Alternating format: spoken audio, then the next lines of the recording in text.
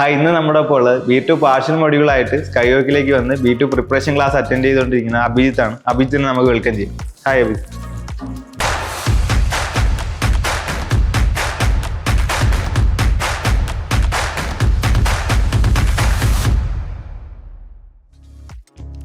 അപ്പോൾ ഇവിടെ പ്രിപ്പറേഷൻ തുടങ്ങിയിട്ട് എത്ര നാളായി? ഞാൻ ഇപ്പോൾ ഓൾമോസ്റ്റ് 2 months ആയി പ്രിപ്പറേഷൻ തുടങ്ങിയിട്ട്. എങ്ങനെയുണ്ട് ഇപ്പോൾ ക്ലാസ്സസ് ഒക്കെ എങ്ങനെ പോകുന്നു? ക്ലാസ്സൊക്കെ വളരെ നന്നായിട്ട് പോകുന്നു. ഭയങ്കര അടിപൊളിയാണ് ക്ലാസ്. ഇപ്പോൾ അഭിജിത്തിനെ സംബന്ധിച്ചിടത്തോളം ഇപ്പോൾ ബാക്കി B2 പാർഷ്യൽ മൊഡ്യൂൾ വരെ വേറൊരു അക്കാഡമിയിൽ പഠിച്ചിട്ടാണ് വരുന്നത്. അപ്പോൾ അവിടെ നിന്ന് വരുമ്പോൾ ഉണ്ടായ ഒരു ചേഞ്ച് എന്താണ്? ചേഞ്ച് എന്ന് പറയാൻ അവിടുത്തെ പോലെ അല്ല ഇവിടെ എനിക്ക് മാത്രമായിട്ട് ട്യൂട്ടർ നന്നായിട്ടൊരു ശ്രദ്ധ തരുന്ന പോലെ എനിക്ക് തോന്നിയിട്ടുണ്ട്. എപ്പോൾ വിളിച്ചാലും ഭയങ്കര അവൈലബിൾ ആണ്, എപ്പോൾ ഡൗട്ട് ചോദിച്ചാലും ക്ലിയർ ചെയ്ത് തരുന്നുണ്ട്. ഇൻഡിവിജ്വൽ അറ്റൻഷൻ തന്നിട്ടാണ് എനിക്ക് ഭയങ്കര ഹെൽപ്ഫുൾ ആയിരുന്നു. ഓക്കെ, അതുകൊണ്ട് തന്നെ ഡൗട്ട്സ് എല്ലാം ക്ലിയർ ചെയ്യാനും വളരെ എളുപ്പമായിരുന്നു. ഇപ്പോൾ അഭിജിത്ത് ഇപ്പോൾ 2 ദിവസം കഴിഞ്ഞാൽ ഇപ്പോൾ എക്സാം അറ്റൻഡ് ചെയ്യാൻ പോവുകയാണ്. ഇപ്പോൾ ടെൻഷൻ ഉണ്ടോ? ടെൻഷൻ ഉണ്ട് കുറച്ച്. കുഴപ്പമില്ല, കിട്ടുമെന്നുള്ള ഒരു വിശ്വാസം ഉണ്ടല്ലേ? അപ്പൊ അഭിജിത്ത് ഇവിടെ ടെൽക്ക് എക്സാം ആണോ പ്രിപ്പയർ ചെയ്യുന്നത്, അത് ഗോയിത്തയാണോ പ്രിപ്പയർ ചെയ്യുന്നത്? ഞാനിപ്പോ ടെൽക്ക് എക്സാം ആണ് പ്രിപ്പയർ ചെയ്യുന്നത്. എനിക്ക് നേരത്തെ ഉണ്ടായിരുന്ന ഗോയിത്തെ 2 modules ആണ്. അത് മുന്നോട്ട് എനിക്ക് കൊണ്ടുപോകാൻ പറ്റുമെന്നൊരു വിശ്വാസക്കുറവുണ്ടായിരുന്നു. കാരണം 2 modules നല്ല പാടുള്ളതാണ്. അതുകൊണ്ട് തന്നെ ഞാൻ ഇപ്പോൾ സ്കൈ ഹോക്കി വന്നത് എന്റെ പ്രൊസസിങ്ങിനാണ്. 2 modules വെച്ച് പ്രൊസസിങ് കൊടുക്കാനാണ് സ്കൈ ഹോക്കി വന്നത്. ഇവിടെ വന്നപ്പോ തന്നെ പ്രിപ്പറേഷൻ എടുക്കുന്നുണ്ട്. ഇവിടെ തന്നെ എന്റെ അടുത്ത് പറഞ്ഞ പ്രിപ്പറേഷൻ ക്ലാസ്സിനെ പറ്റി എപ്പോഴാണ് അറിയുന്നത്. അങ്ങനെ ഗോയിത്തേക്ക് ഞാൻ പ്രിപ്പറേഷന് കയറി.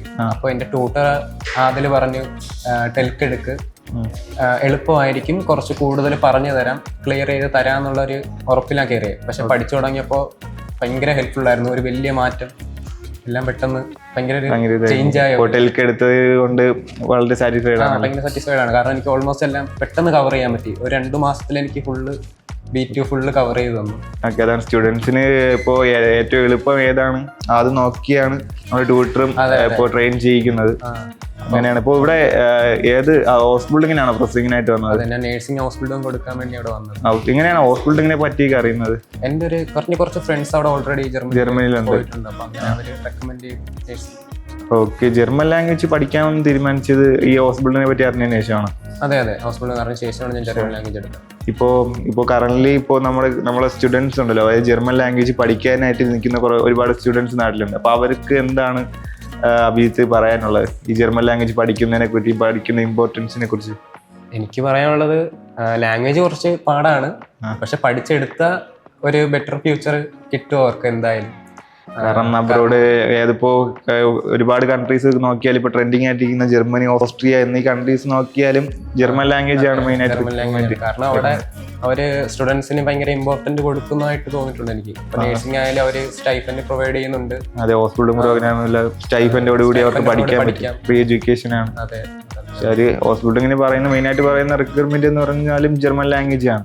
അതെ, ജർമ്മൻ ലാംഗ്വേജ് ആണ്. അതെ, ഇപ്പോൾ അവിടെ പോയി ഇപ്പോൾ പഠിക്കാൻ പോകുന്ന സ്റ്റുഡൻസ് ആയാൽ പോലും ഇപ്പോൾ അവിടെ പോയി ഒരു പാർട്ട് ടൈം ചെയ്യണമെങ്കിലോ ഒരു ജോബിന് പഠിച്ച് കഴിഞ്ഞതിന് ശേഷം ഒരു ജോബ് ചെയ്യണമെങ്കിൽ ജർമ്മൻ ലാംഗ്വേജ് അറിഞ്ഞിരിക്കണം. അപ്പോൾ ജർമ്മൻ ലാംഗ്വേജ് പഠിച്ചിട്ട് പോകുന്നതായിരിക്കുമല്ലോ ഏറ്റവും ബെറ്റർ. അതെ, പഠിച്ചിട്ട് പോകണേ ഏറ്റവും ബെറ്റർ.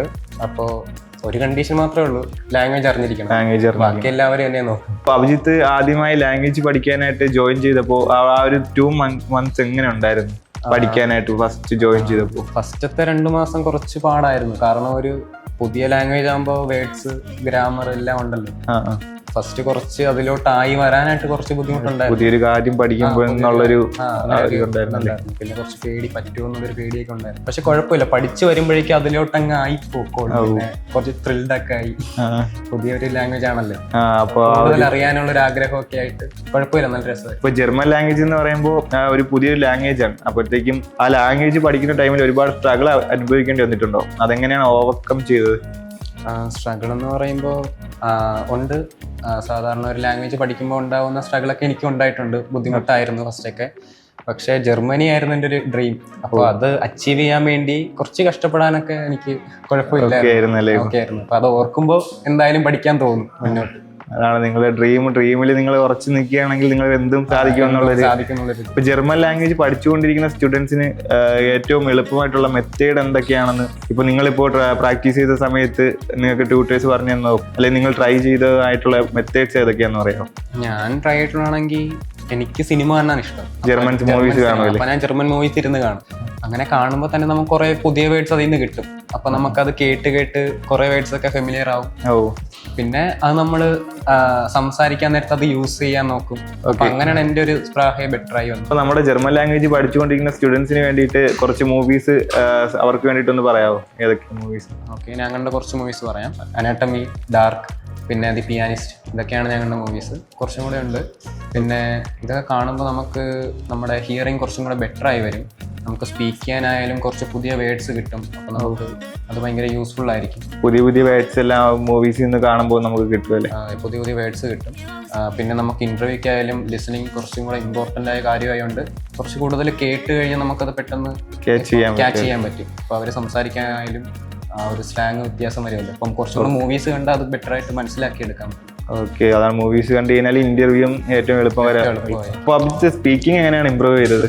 സ്പീക്കിങ് ക്ലാസ് ടൈമിൽ മൊത്തം ജർമ്മൻ സംസാരിക്കണമെന്നുള്ളൊരു കമ്പൽസറി ആയിട്ട് വെച്ചിട്ടുണ്ടായിരുന്നു ട്യൂട്ടർ.